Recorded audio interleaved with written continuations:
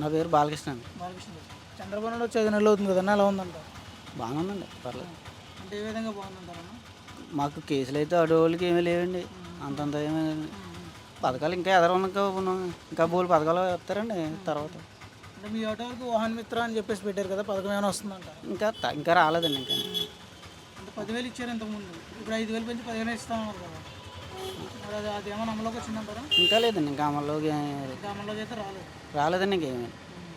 మీకు ఎలా ఉంటుందన్న రోడ్ల మీద ఆపడం కానీ, పోలీసులు కానీ? పోలీసులు అంత అలాగేమీ లేదండి, ఏదో ఒకసారి ఆపుతారు అనుకోండి అంత మూటలో, నెలకోసారి అలాగే మామూలు కదండి అంతే.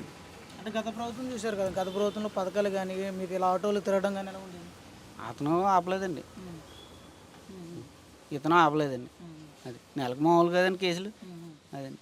చంద్రబాబు నాయుడు ఫ్రీ బస్ అని పెడతా అన్నాడు కదా, మీ ఆటోలు కానీ ఇబ్బంది ఉంటుంది అంటారా, బెటర్ అంటారా ఫ్రీ బస్ అనేది? ఫ్రీ బస్ అనేది దెబ్బ పెడతారండి కొద్దిగా, తర్వాత ఆయన ఏం చేస్తాడు అనేది ఆయనకే తెలియాలి. అది మరి మీ ఆటోలకు ఎలా ఉంటుంది ఫ్రీ బస్ పెడితే? ఫ్రీ బస్ పెడితే కొంచెం దెబ్బ కింద ఉంటుందండి, దెబ్బ కొడుతుంది దెబ్బ.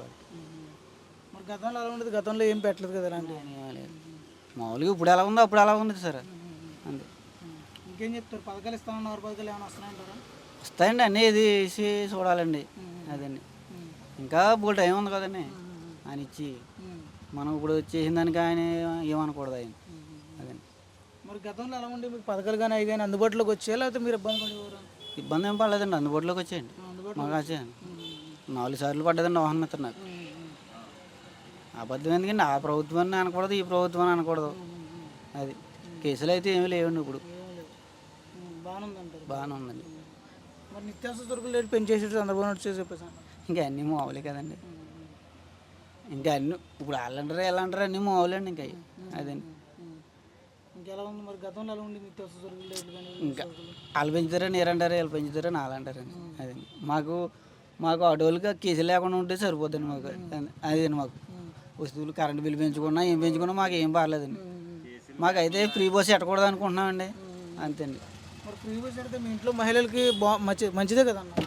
మాకేంటి మరి మేము బతకాలి కదండి, మేము పీజీలు కట్టుకోవాలని చెయ్యాలి, బోలు అన్నీ ఉంటాయండి, ఆటోలకి బోలు అప్పులు ఉంటాయండి, ఫైనాన్స్ కట్టుకోవాలి, అన్నీ కట్టుకోవాలండి. ఇబ్బందికరంగా కుదరదు అంతే అంతే.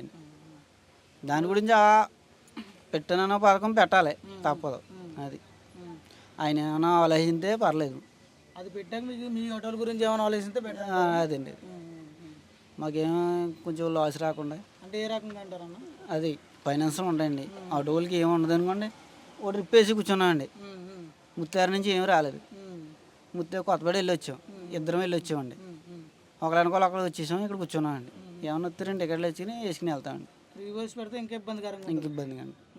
పెట్టకుండా ఉంటే బెటర్ అనిపిస్తుంది. మాకు పెట్టకుండా ఉంటేనే బెటర్ అండి, కనవాయన్నీ మాకు సంబంధం లేదండి.